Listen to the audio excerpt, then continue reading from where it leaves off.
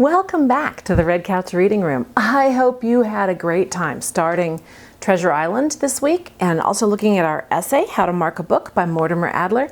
Now, if you haven't taken your reading comp quiz yet, stop the video, go do that first, and then come on back and we'll get into our discussion of Mortimer Adler's essay, Treasure Island, and all the other wonderful things that we have to talk about today. Okay, first thing I want to talk with you about today for just a moment is Mortimer Adler's essay, How to Mark a Book. I hope that Mr. Adler has succeeded in his quest to convince you that simply reading a book isn't enough.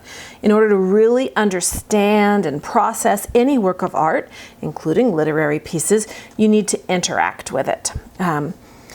When you look at a sculpture, the best way to really understand it, to really take it in, is if you're able to hold it in your hands, feel the weight of it, be able to run your fingers over it and feel the detail and the weight of the work that the sculptor has done. Then you have a much better idea of what that sculpture, what that work of art is like. And in a similar way, rather than just looking at it, and in a similar way, reading, if you take Mr. Adler's words to heart, will be more meaningful to you. You'll get more out of it if you interact with that reading. If you learn to think about a book, ask questions of that book, write those questions down, process them, then you'll be able to grasp much more of what the book is about. I asked you to think about a few questions that I had written down the side of the essay. Let's just talk about those, review them right now. You can certainly discuss them with your teacher or your group during our discussion time in the break between video discussions. But first I asked you, what does it mean to read between the lines? Reading between the lines is a different type of comprehension than just understanding the words that are on the page. It means to understand implications or clues or ideas that the author is introducing without saying them in so many words. You're able to understand what clues mean about what somebody might be like by their actions or by their words, rather than having the author tell you. So there are also clues to the theme and meaning, but even plotline clues that often an author will not spell out for the reader. You have to be able to think about them, make connections with the reading, and that's reading between the lines. The second question refers to Adler's device. He's building up a literary device there in paragraph 4 of the essay. And he's building an extended metaphor, a metaphor of reading as eating a steak. And I guess would be the steak, and then the reading is the eating. You're making that steak a part of you by eating it in the same way you make a book a part of you when you write it and interact with it and think about it and process it. So writing in a book or on a piece of paper, if you're not allowed to write in your books, that can happen, I know. If the book is not yours, for instance, if you're borrowing it, you can write down on a note paper the things you're thinking about, the questions you have, and it helps you to process the ideas in a book.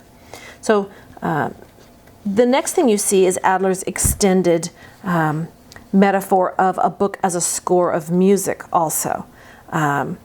He wants you to write in your books, to write your thoughts and ideas about sections of it down so that you can make new discoveries as you read it, just as a composer or a conductor would make notes for a performance about a score.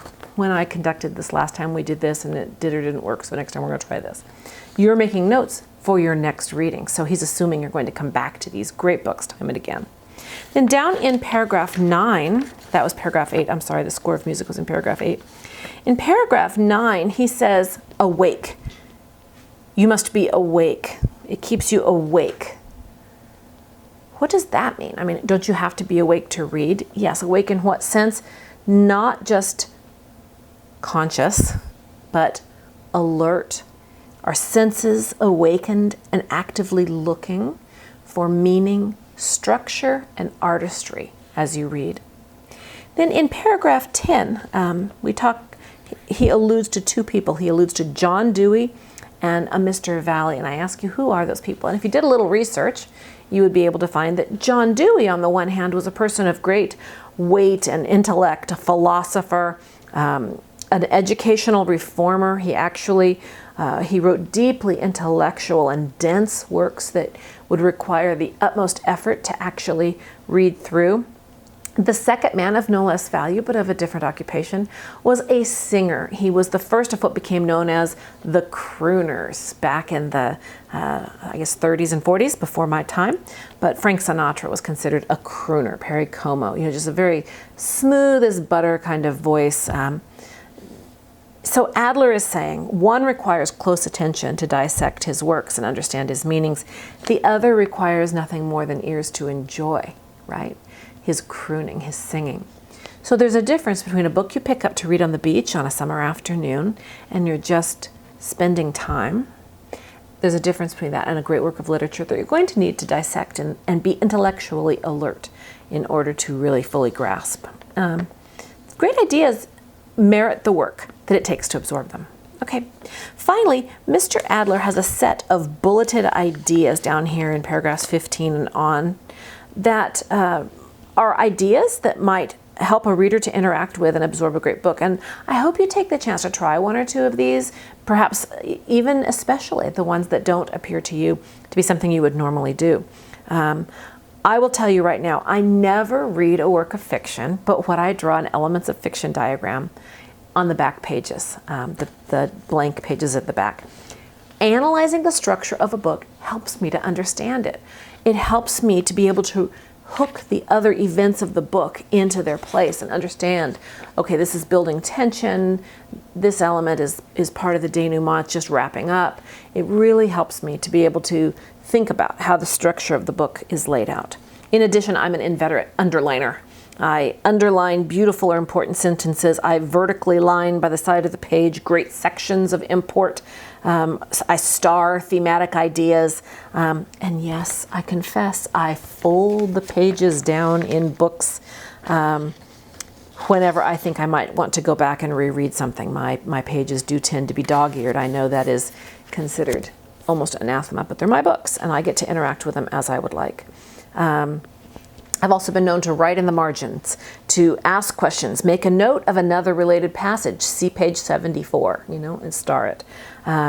Or write my own translations of the author's works. If there's a dense passage, I may try to summarize or restate the idea to further process it. Now, I have confidence that though this method of wringing all that the meaning that you possibly can might slow you down, in fact, it will slow you down, I have confidence that you'll become a much better reader and a more informed student if you take Mr. Adler's advice and ideas and make them your own. So I hope you enjoyed that essay. There's a lot to think about in there. And it is, believe it or not, quite controversial, particularly among librarians and lovers of books. So, all right, on to Treasure Island. I hope you enjoyed the first 3 chapters of Treasure Island. Let's back up a bit before we discuss the actual work and talk about the author. Robert Louis Stevenson was an amazing young author, immensely popular during his own lifetime. And this book, Treasure Island, was really his first bestseller, you might say. Before Treasure Island, Stevenson had written travel adventure fiction, he had written essays, he had even really been the first English voice of modern short stories in a volume that he put together called the Short Tales, and they were called the New Arabian Nights. But Stevenson had been unhealthy throughout his life. He had a childhood that was spent off and on in bed with lung complaints, and he died early at age 44 from a sudden stroke. He was just unhealthy. People now, they look back and people try to think, well, did he have tuberculosis? There seemed to be a family history. His mother, his grandfather, was a family history of weak lungs. And so much of his life was actually spent confined to bed. And writing was something that he could do even when bedridden, and he could do it well. So he was born in Scotland. His father was a lighthouse design engineer, and his mother was the daughter of a prominent Presbyterian minister. Stevenson himself, although his parents had high hopes of him following in the family line and becoming a lighthouse engineer or some such, he knew that he wanted to be a writer from a very early age. And also then, although he was born in 1850, by 1873, he had told his parents that he was an atheist, which caused long periods of fracture and disharmony with his family, with his parents. But you see the working out of his beliefs whether he was an atheist or maybe a questioning agnostic, we might say now, is not quite clear, because in some of his books it's very clear that he had a basic moral understanding that seems quite similar to what an Orthodox Christian viewpoint might be on sin and, the flesh versus the spirit, that kind of thing. So we can talk about that a little bit more when we get to Dr. Jekyll and Mr. Hyde, which is one of his other works. During his travels, Stevenson met his future wife, Fanny, and it was his marriage to her and a tale told over a map he drew for his stepson that actually became the book Treasure Island. At first, Stevenson called the tales that he was writing The Sea Cook, and they were published serially, a little bit at a time, in a magazine for boys called Young Folks. When it was first gathered and published under the title Treasure Island, it was Stevenson actually obtained celebrity status. His popularity only grew as he published in quick succession after Treasure Island the books Kidnapped, Black Arrow, and The Strange Case of Dr. Jekyll and Mr. Hyde. His Child's Garden of Verses, which is a collection of poetry for children, was also published during this very prolific 5-year period. So his stepson really became something of a muse for him. He really identified with the boy, and he loved entertaining him, and he had this quick wit, quick mind, and ability to really communicate in a way that that was very much appreciated at that time period. Robert Louis Stevenson still longed for adventure, the sort of adventure he had undertaken when he began writing his travel adventure novels. So in his last years, which were only his late 30s and early 40s, he began to travel the South Seas. He lived as an honored resident, first in the Hawaiian Islands and later in Samoa, where he died and was buried and is still considered a favored son.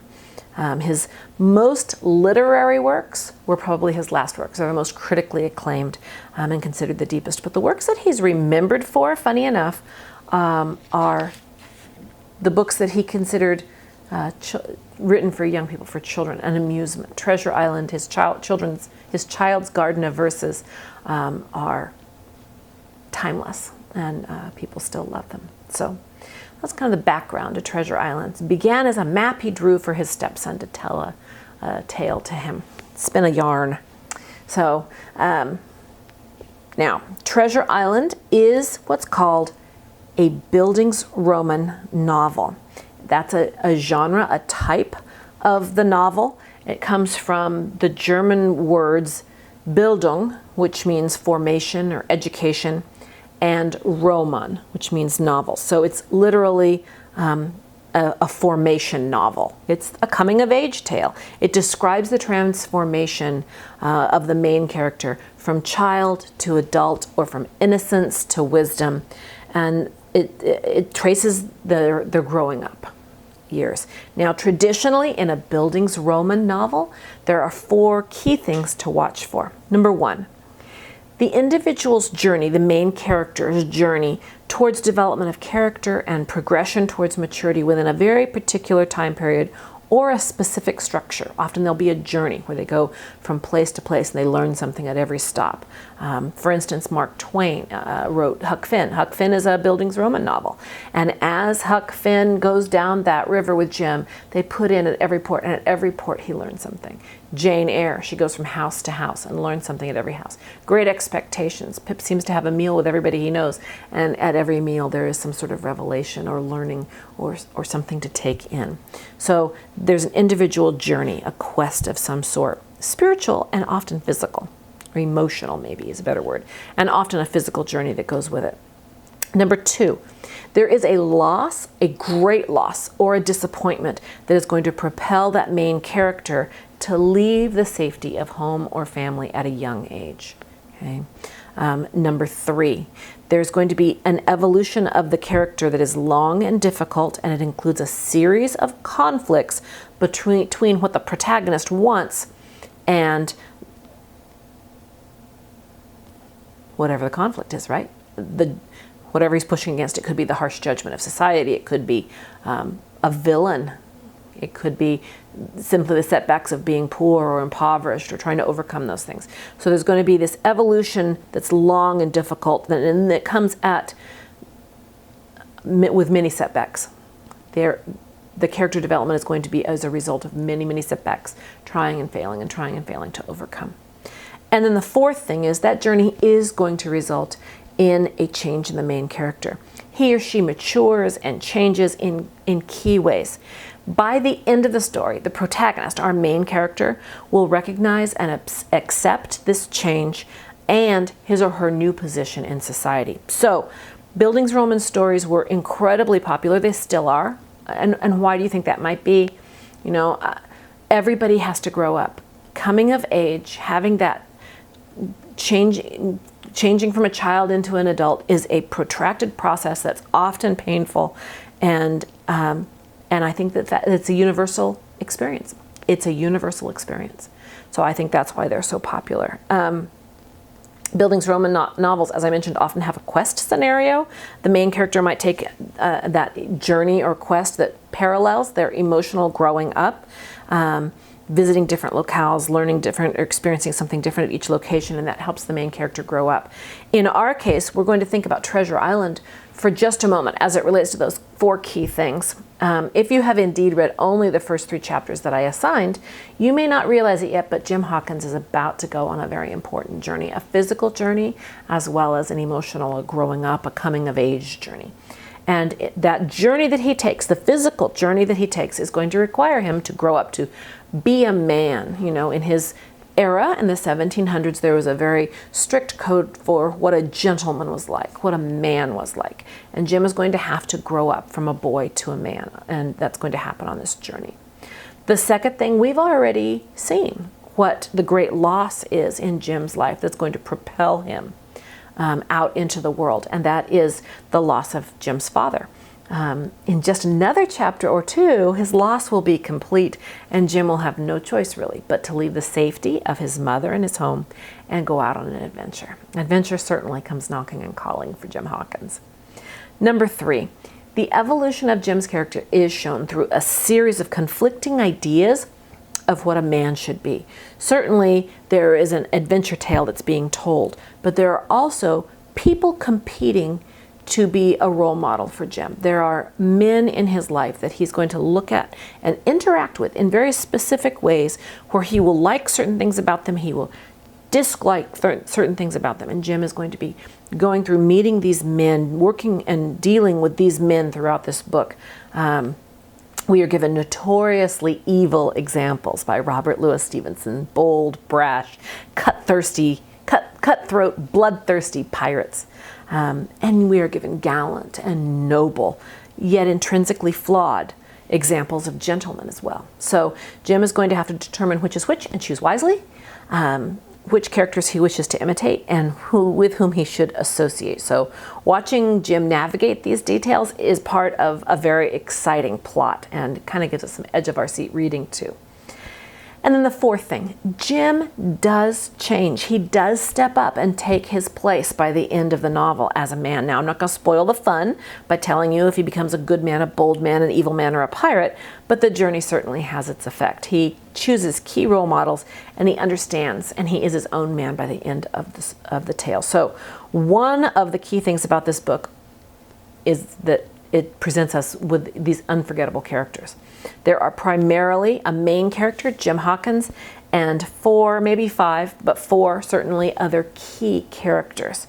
Jim Hawkins is a young man of, what do you think, 12 or 13 years perhaps? And he's introduced to all of these ideas. I would say that he's certainly not younger than 11 or 12, because he leaves his mother and home to go with these people that he barely knows, and she lets him go. And I would say he's not really probably isn't any older than 14 or 15 at the very top. And you'll really get a better feel for that in this next chapter, chapter 4. So where are we in this story? Where are we in Treasure Island? First of all, I want you to take a look at the very first words of this story. Squire Trelawney, Dr. Livesey, and the rest of these gentlemen, having asked me to write down the whole particulars about Treasure Island from the beginning to the end, keeping nothing back but the bearings of the island, and that only because there is still treasure not yet lifted, I take up my pen in the year of grace 17 blank and go back to the time when my father kept. So this whole first thing, first of all, note that entire first paragraph, one sentence. Lots of clauses, right? he's telling this in retrospective. He's telling you that the squire and Dr. Livesey and the rest of these gentlemen wanted me to write this story, so I'm doing it. So that tells you something. It tells you what? It tells you they survived the trip. It takes a little bit of the tension off. You know Jim comes home after his adventure. It tells you that at least the squire and Dr. Livesey and Jim survived the trip. So that's another little hint you have right off the top. And it probably tells you who he is associated with at the end. So Stevenson does pull a little bit of the punch and gives you some clues from the very beginning about what happens in the book. In terms of an elements of fiction diagram, we can't even really start that yet today because we really haven't even finished the exposition yet. You haven't yet been introduced to the real conflict of the story. We have a setting, the Admiral Benbow Inn in Bristol, England. It's a rather decrepit but not so popular, I guess, inn on a foggy cliff overlooking the harbor in Bristol. We know it's in the 1700s sometime, and we know there be pirates. Do note that Stevenson uses real events, real names of pirates, of people, real ship names, perhaps battle names, to make the tale more realistic, perhaps. Admiral Benbow was a real man. John Benbow was a real British admiral who did, of course, fight pirates. There was a real Captain Flint. You will see the names Blackbeard, Kidd, Roberts, England. Those are pirate names that would have been well known at the time. One of the crew that will be on the Hispaniola a little further on, Israel Hands, was a real pirate. Stevenson, was using these for tone, for mood. It certainly would draw people in at the time. These are names they would have been familiar with. So you have a character chart among your papers for today. If you take out that character chart, I'm going to ask you to kind of keep track of some main characteristics and prove your point by quoting the text or noting the page and paragraph of the text you're referring to.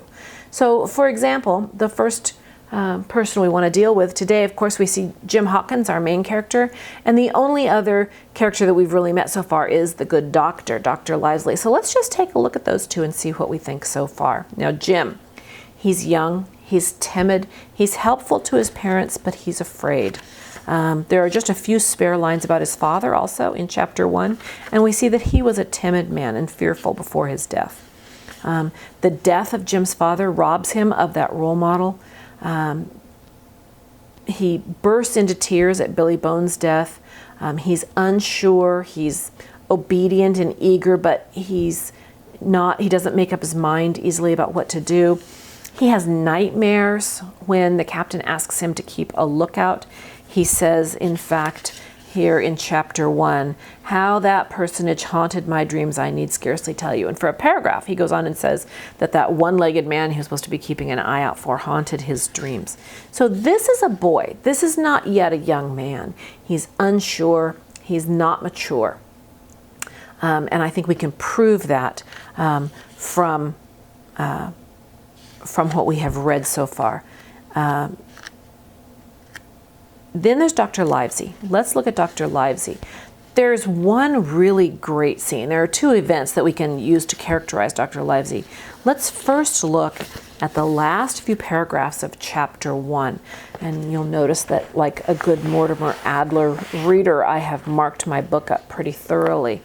The first confrontation that we see with Billy Bones, Livesey is brave, he's calm. It says, Dr. Livesey went on as before, speaking clear and kind.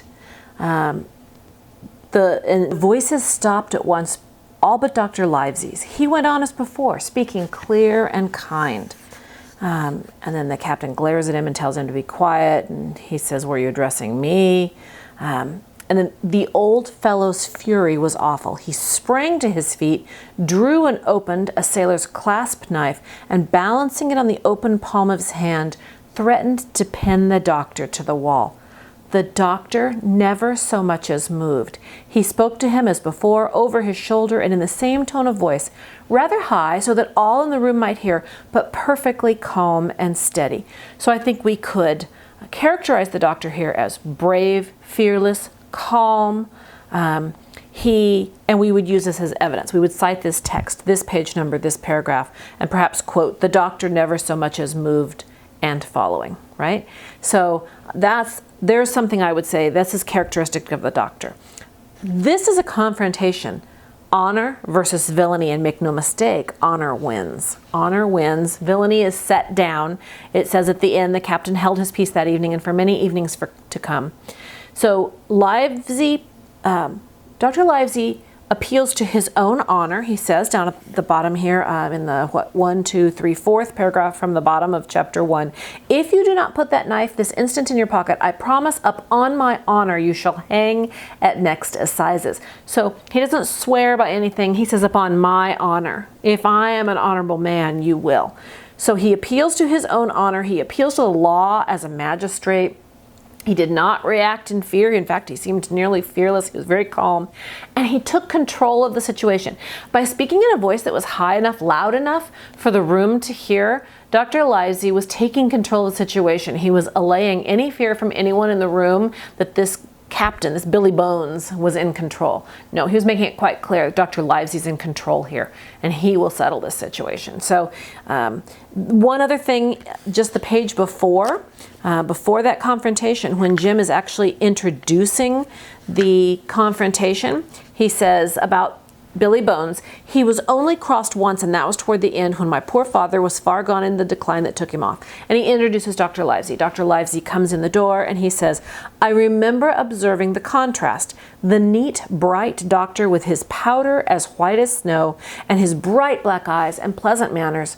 And then he contrasts him with that filthy, heavy, bleared scarecrow of a pirate of ours. Okay, so let's talk about that. His powder as white as snow. In the 1700s, gentlemen, men of fashion, wore wigs that they powdered white. So his powder as white as snow was a turn of phrase, a way of saying that he was dressed very elegantly. Dr. Livesey is a gentleman. He appeals to his honor. He dresses elegantly. He has pleasant manners. He's calm. He's in control. Okay, so those would all be characteristics, I would think, of Dr. Livesey. The second incident that I'd like to take a look at really quickly is in chapter 2, after the pirate's first stroke. So it's rather at the end. Jim's mother hears him crying out in alarm, comes running to help him, and Dr. Livesey happens upon this scene where they don't know what to do. Dr. Livesey comes in. The first thing he does is, as they cry out, oh, what should we do? Mrs. Hawkins, you just run upstairs to your husband and don't say anything to him about this. So he takes Jim's mother out of the way. He steps between her and this very ugly scene. In the 1700s, that protecting of this woman would be seen as a very gentlemanly thing to do. A gentleman takes care of the women in his life. So he steps in between her and this scene, which Jim is unable to protect her from this. And then he takes control of the situation as well. If you notice, so he shows himself to be very quick thinking. He sets the pirate down and says, you know, if you drink anymore, you're done, by the way, Billy Bones. And he starts to let blood, which at the time was a medical procedure. They would open a vein in the arm and just let a lot of blood drain out. The idea being they thought that if there was something bad in the blood, it would drain away. They didn't know yet about bacteria. Louis Pasteur hadn't yet been born even at this point in time. So, but at the end, at the very closing of chapter 2, we see him say, I've drawn enough blood to keep him quiet a while. He should lie for a week where he is. That is the best thing for him and you. But another stroke would settle him. So not only is he quick thinking and competent, but he's taking care of the situation. Here's Jim's father, Mr. Hawkins, so ill and dying. They don't know it at the time. But he does what's best for Jim, for his mother, for Billy Bones, and for Mr. Hawkins in settling that pirate for a week. I'm going to take enough blood out of him to keep him in bed for a while. So, and then when he tries to get up, he gets very dizzy. He's unable to rise. So the doctor is not only just competent and quick thinking, but he seems to be master of any situation that confronts him. He's considerate of others. So those would all be things I could think that you could ascribe to the doctor. All right, we're going to take a little break while you do some class time work. Today you're going to do some research to see what a schooner's like, because although you might not know it yet, Jim, our hero, is about to find himself aboard a schooner called the Hispaniola. And in addition, you have a grammar page, a little pirate vocabulary to work through, and you'll want to note some of the character observations we were just discussing about Jim and Dr. Livesey on your character chart. So when you're ready, come on back, and we're going to stake out some road signs for you for this week's reading, and real quickly run over the homework from last time as well to answer any questions that you might have there. All right, we'll see you in a few minutes.